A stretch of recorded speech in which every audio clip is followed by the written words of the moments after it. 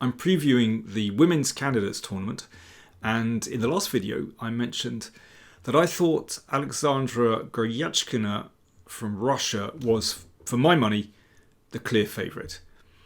However, I think if you wanted to put an outside bet on one of the other players, then I must mention Rameshbabu Vaishali.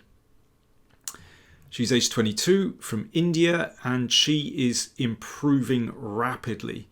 She had a breakthrough victory in, end of October, beginning of November, when she won the FIDE Grand Swiss tournament for women. And she plays in a really adventurous style. I mean, in a way, there's such a contrast between Goryachkina and Vaishali. Goryachkina, quite technical, playing very long games. Vaishali, really adventurous, prepared to just play stuff on a whim. I've already actually recorded a game of hers on the channel from this FIDE Grand Swiss tournament.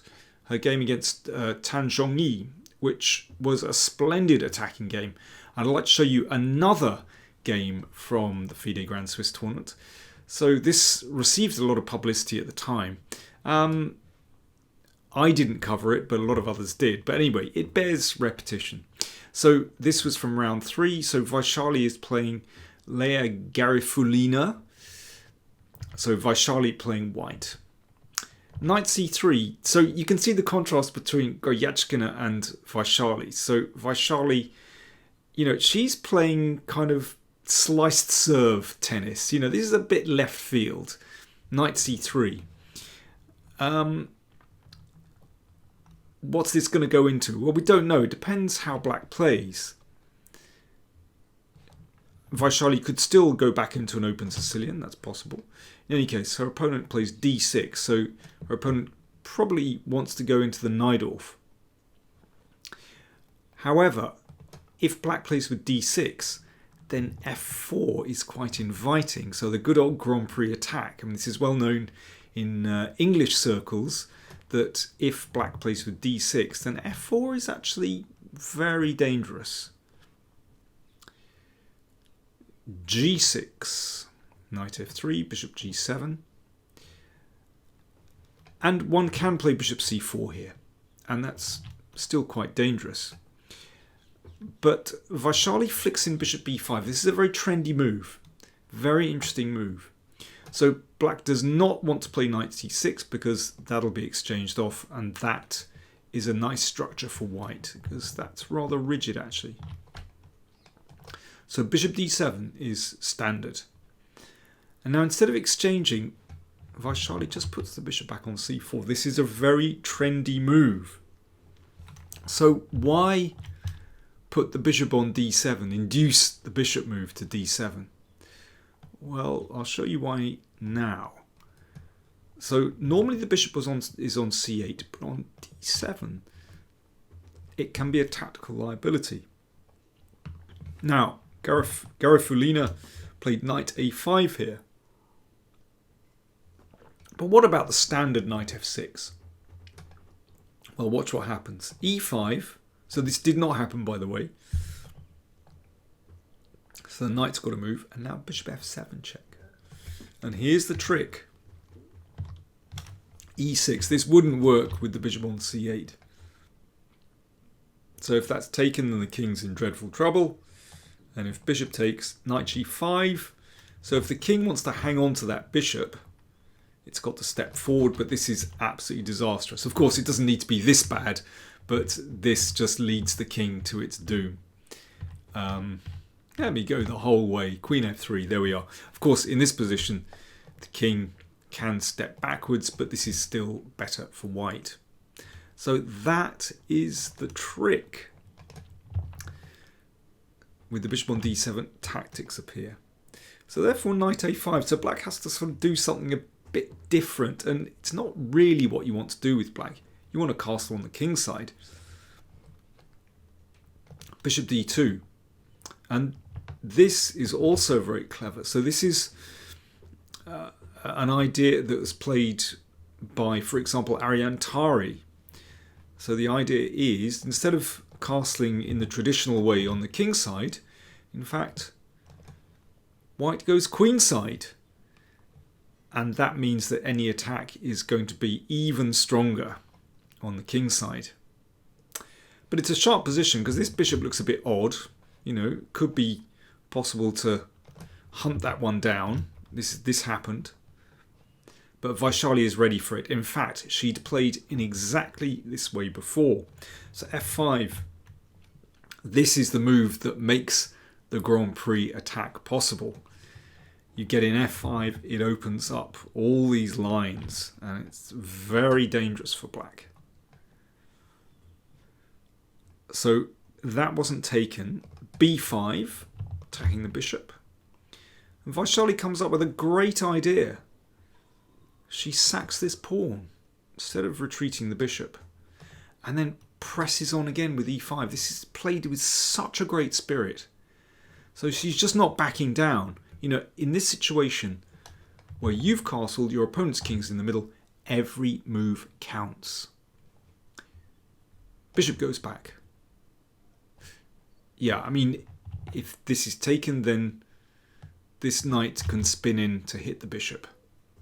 And apart from looking at the bishop, looks at this as well. Nasty. So bishop e4. Knight e4 anyway.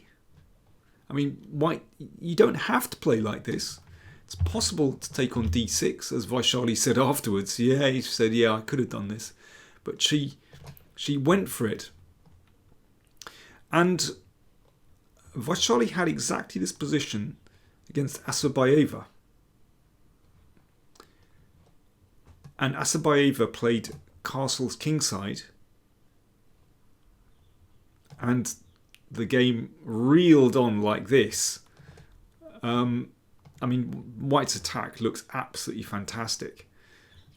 In fact, it's even stronger if white plays h4 here. And this is deadly. Black won't survive. I'm sure that she was ready with that improvement. In any case, her opponent played knight b7. And Vaishali said afterwards that her opponent was spending a lot of time. She just hadn't anticipated this variation. There's actually a very nice interview on Chess-Based India with Vaishali and Sagar Shah, if you want to check that out. So knight b7. And at this moment, actually, it's best to take on d6. But, okay, if you want to analyse that, please do. Vaishali just carried on with bishop g5. And it does look very attractive. Black played bishop c6, and Vaishali said that she was surprised by this move. And she spent 40 minutes here. 40 minutes, I mean, that's quite a chunk of time. And she came up with bishop takes pawn. So, you know, it's really adventurous. I really like it. If that's taken, then she said that she intended playing like this. But actually, I mean, it's a complete mess of a position. In fact, knight f6 and rook f1 is even stronger. Looks like black's king has nowhere really good to go to in that position. Anyway, bishop takes c6 I think is decent. But then bishop takes knight. And here Vaishali just got too flashy. She took on d6. There's no need for that. She could have just played pawn takes, and this is just fantastic for white. For example, like this. You know, black is just getting completely done over here. But she thought this also looked good. In fact, it worked out perfectly, but black had a way to carry on here, and that was with queen takes, and then queen e6.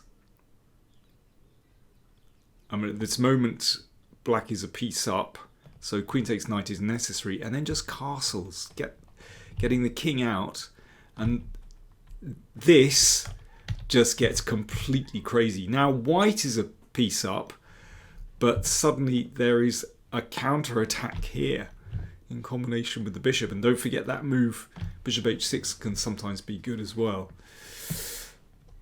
But she got away with it. In this position, black played knight takes d6. I mean, that certainly is not obvious. And it went like this. So, well, we've already seen that that's tremendous for white. So queen b6, e5. Well, at this moment, white isn't even any material down. So this is just a joy to play. And yeah, we've got another starfish bish on d7. Gotta love that. Just controls so many beautiful squares. g4. That was taken. Queen f3. Whoops. This is looking pretty serious. Rook there. Rook f1. Sort of threatening mate on f7. Taken, and that was the end of the game. I mean, white is winning that in so many different ways. It's not even possible to play rook takes because there's a huge check there, among other moves. So yeah, completely winning for white. What an absolute smash by Vaishali. And if you look at her games, you know, she sometimes does that to her opponents because she really goes for it. And she plays with a very free hand. You know, she's just not afraid to go forward, to give up pieces, give up pawns. Just loves attacking. Very much in the spirit of her brother, Pragnananda. And it's fantastic that both of them are playing in Toronto. That must be incredible for the family and really nice for both of them. So it's going to be very interesting to see how they both get on in their respective tournaments. So there you go, Vaishali. She is my outside bet to win the women's candidates. But I still think Goryachkina is the favourite. There we are, just to be absolutely clear. I hope you enjoyed those. Thanks for watching.